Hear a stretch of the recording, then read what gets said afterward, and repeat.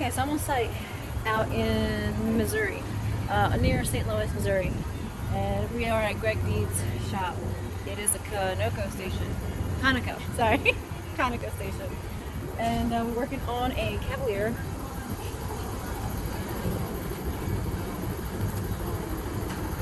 A 2000 Cavalier. Date. Oh, it's gonna be backwards. I'm sorry, people. With roughly 120,000 miles. It has a 2.4 engine, and it's in for a crank no start. So the battery's kind of dead. We have it on a charger. I'm sorry, I'm not used to the phone. Charger is charging up. I was just able to crank it. It did want to attempt to start, and then the second time around, it was just a crank no start.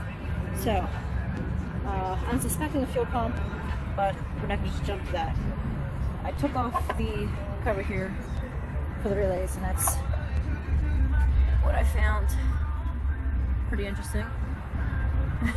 I've never seen that. Oh, it's from the cover. Okay, that's what that's from. That threw me off a bit. I was going to turn it on just for that, but that's unexciting. Alright, so this doesn't have a straighter valve. Let's go ahead and check. They might have that kind of stuff here. And that's my next step, is checking fuel pressure, which I think we're lacking.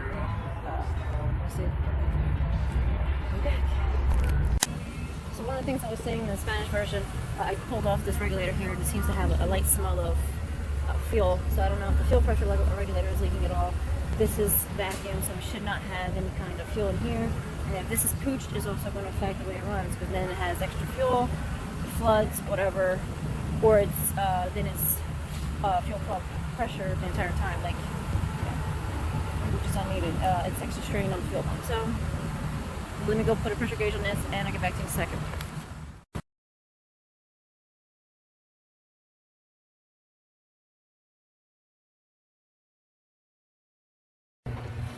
Okay, so I didn't do the route with the fuel pressure. I went with checking power because turning the key on and off, or even activating with the scan tool, we had no buzz, no function of the fuel pump.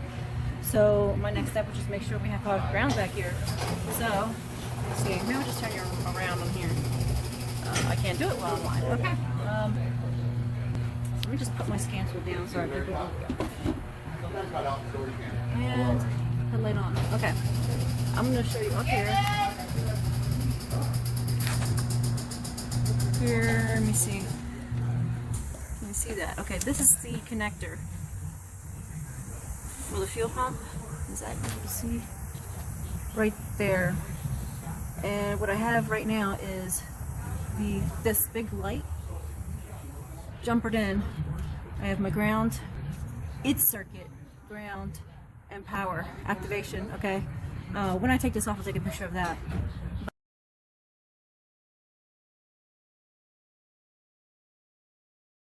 But here we have the harness that goes up to the tank up here. Okay, and that's the harness to the fuel pump. So basically, what's coming out of here from whatever this is, some kind of a bus bar.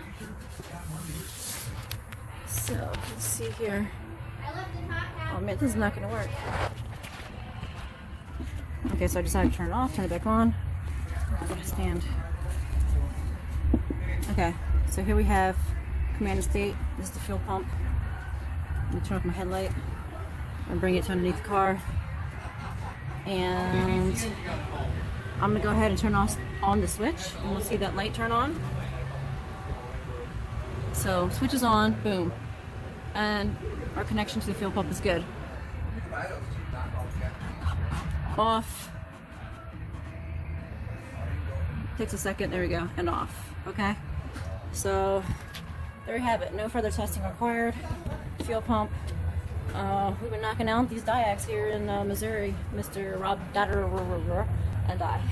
So well, maybe there's a follow-up. Maybe we're going to be here long enough to show up a follow-up, but hope you enjoyed, and thank you for watching. Okay, so I turned the camera back around.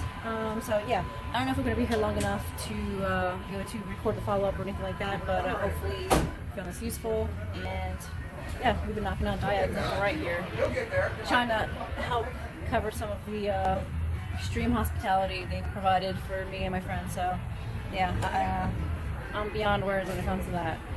So yeah, all this work is being done for free because they have gone above and beyond for accommodations, for the training and everything. Yeah, just to say thank you to them. I gotta do whatever I can just to make it up somehow. Okay, so yeah, and they're really behind. So now they've been really caught up thanks to Rob and I.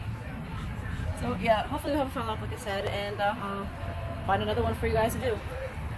Or hopefully I can find another one to show you guys. See, thanks for watching. Okay, so we have the fuel pump or fuel tank out. I'm gonna replace the fuel pump. We're gonna transfer some of the lines over because that's their pump. And there you go. I'll try to keep it on the engine. So, fuel pump is in, and now it runs. I just wanted to show that now it's running. It sounds like it has some other issues though, so.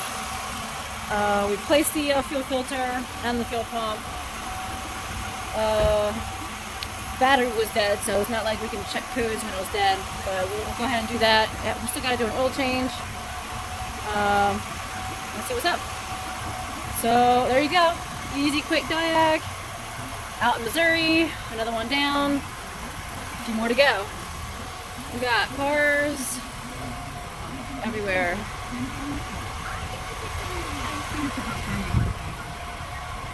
We're just there for it.